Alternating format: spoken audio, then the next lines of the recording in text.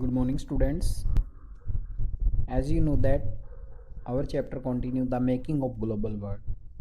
You know that this chapter is very lengthy and that is most important chapter, or that is mainly belong to the world history.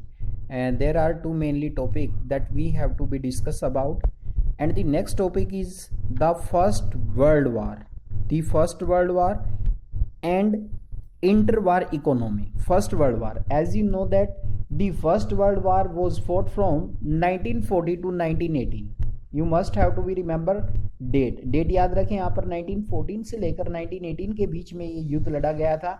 दो it was fort in Europe but impact was felt all around the world. कहते कि generally ये युद्ध Europe में हुआ but it impact was felt around the world. लेकिन इसके जो इम्पैक्ट थे वो पूरी वर्ल्ड के ऊपर हमें देखने को मिलते हैं. काफ़ी लंबा चला ये युद्ध. मेनली ऐसी एक्सेप्टेशन की जाती थी कि मेनली ये जो युद्ध है वो जल्दी ही ख़त्म हो जाएगा, but it was long lasted. देखिए इसमें जो पावर थी, कौन कौन सी पावर थी, यहाँ से भी अपना क्वेश्चन आता है मेनली काफ़ी बार कि कौन कौन सी पावर थी जिनके बीच में जो वॉर था, फर्स्ट वर्ल्ड वॉर था, वो फोर्ट किया गया था. There are mainly two powers. First is allies power.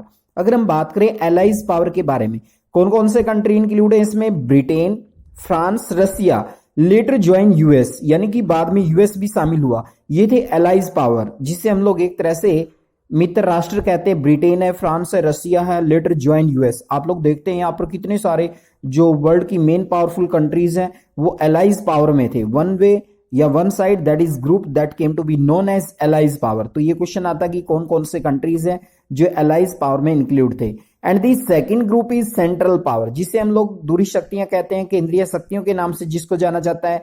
Mainly Germany, Austria Hungary and Ottoman Turkey. These are the main country that were included in central power. यहाँ पे ध्यान दीजिए, most important question है, which countries are included in allies power and which countries are included in central power. या negative sense में question देते हैं, which of the country is not a part of central power और not a part of allies power.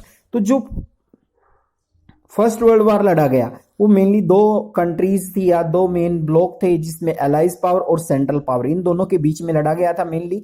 तो यहां पर देखा आपने कि किस तरीके से व्हेन वॉर बिगेन इन अगस्त 1914. देखें यहां पर मंथ भी दिया गया है, अगस्त 1914 में जब युद्ध शुरू हुआ, many government thought it would be overcome bye Christmas. कहते कि ज्यादातर गवर्नमेंट ये सोच रही थी कि जो क्रिसमस है यानी कि दिसंबर में ये युद्ध मेनली खत्म हो जाएगा. थोड़ा सा अनुमान था कि ये युद्ध इतना ज्यादा लंबा नहीं चलेगा, but it lasted more than 4 year. लेकिन ये लगभग 4 साल तक चला.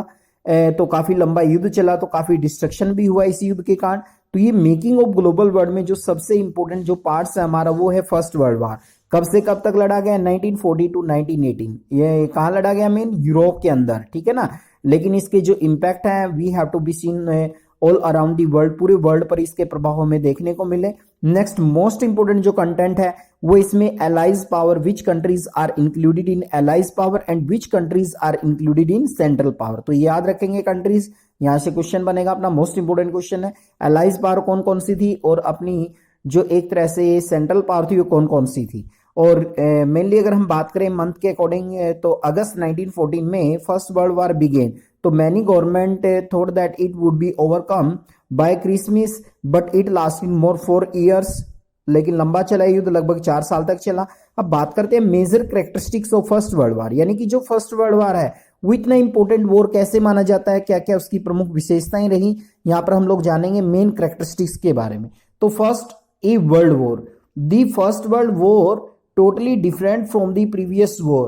The fighting involved the world leading industrial nation who now harassed the waste power of the modern industry to inflict the greatest possibility destruction on their enemies. कहते हैं कि इस वर्ल्ड वार माना जाता है क्योंकि ज्यादातर जो वर्ल्ड के इंडस्ट्रियल कंट्री थे उन्होंने इसमें बढ़ चढ़कर भाग लिया और उन्होंने अपने एनिमीज को खतरा पहुंचाने के लिए या एक तरह से नुकसान पहुंचाने के लिए काफी भरकस प्रयास किए. तो ई वर्ल्ड वॉर, तो फर्स्ट वर्ल्ड वार को हम लोग वर्ल्ड वार की परिभाषा देते हैं क्योंकि ज्यादातर वर्ल्ड की कंट्रीज ने इसमें बढ़ चढ़कर भाग लिया. And second characteristics modern industrial war. Modern industrial war, this war was thus the first modern industrial war.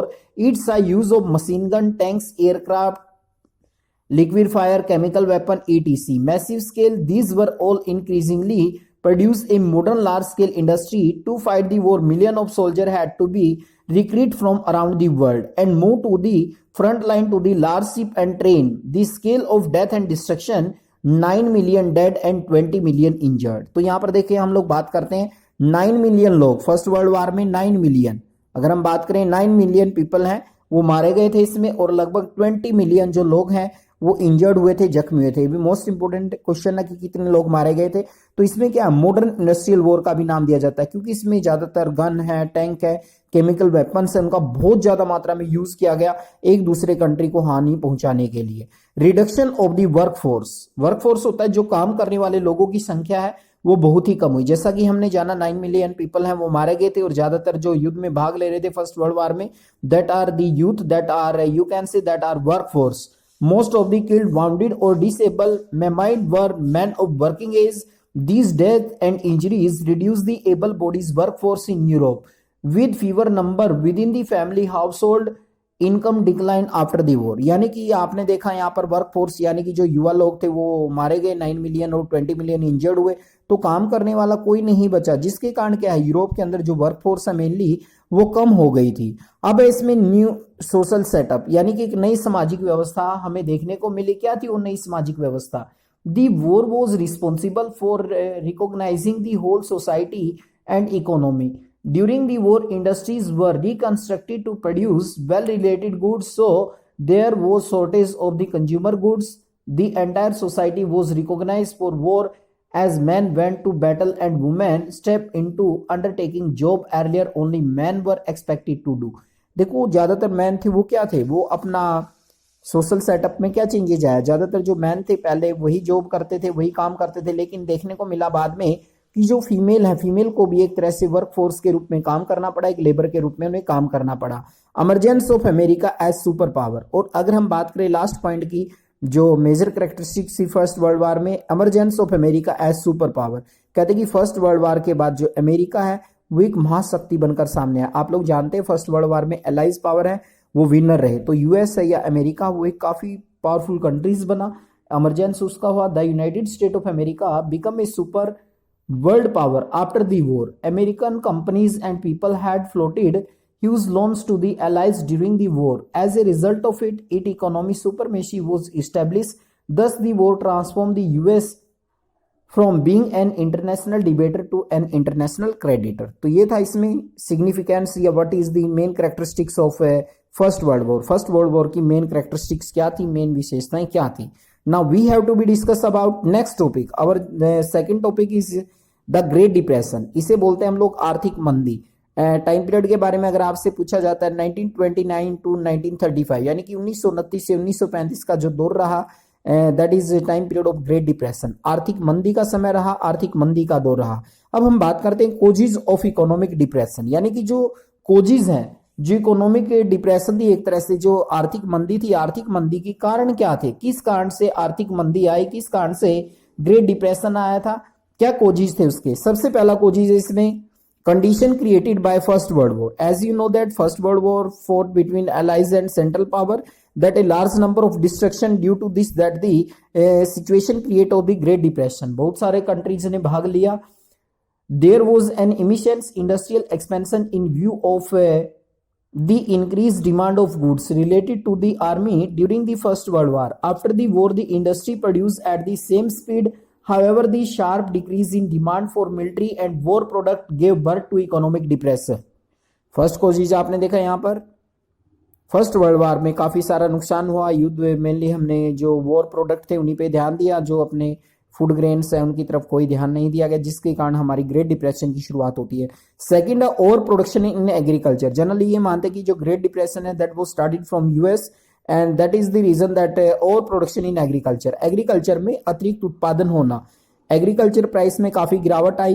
Price में गिरावट आने के बाद जो किसान थे उन्होंने अपने एग्रीकल्चर के प्रोडक्शन को बढ़ा दिया, अपनी जो प्रॉफिट था प्रॉफिट कमाने के लिए, जिसके कारण ऐसा कहते हैं कि अमेरिका से इसकी शुरुआत होती है ग्रेट डिप्रेशन की, और that have to be impact the whole world. Shortage of loan, that we have to be see, that is shortage of loan in the mid 1920s। Many country finance their investment through loans from the US, while it was often very easy to raise loan in the US during the boom period, but US overseas lender panic at the first sign of trouble. In the first half of the 1928, US overseas loan account to over $1 billion. A year later, it was one quarter of that amount. Countries that depended on US loan now face an acute crisis. कहते हैं कि जो US जैसा country था जो दूसरे country को loan provide करता था, लेकिन 1928 में हमें प्रॉब्लम देखने को मिली कि क्रिएट ऐसी सिचुएशन हुई जिसके कारण का यूएस जैसा कंट्री अब उनको लोन देने में अदर कंट्रीज को अनेबल हो चुका था। तो शॉर्टेज ऑफ लोन की शॉर्टेज हो गई। Collapse of banking system in many country that there is also collapse of banking system, यानी कि जो बैंकिंग व्यवस्था थी वो ढह गई थी। The withdrawal of the lender from market had a multiple effect. In Europe, it led to failure of some major banks and collapse of currencies such as British pound sterling. In Britain, America, elsewhere, it identified the slump of agriculture and raw material price. The US attempt to protect its economy to depression by the doubling import duties. Another severe blow to the world trade. तो ये था इसमें हमारा topic what is great depression. Great depression क्या था? आर्थिक मंदी थी। That was started in 1929। Economic depression is a situation under which there is down turn economic activities. That was began in 1929 and till the mid 1930, you can say 1935 तक का duration रहता है। Economic depression is a situation under which there is a down turn in economic activities, यानी कि जो आर्थिक क्रियाएं होती है उनमें गिरावट आना ही ग्रेट डिप्रेशन कहलाता है। That is two topic, that is first world war and next topic is great depression. Most important when there is great depression that we have to be discuss impact of great depression on Indian economy in next videos.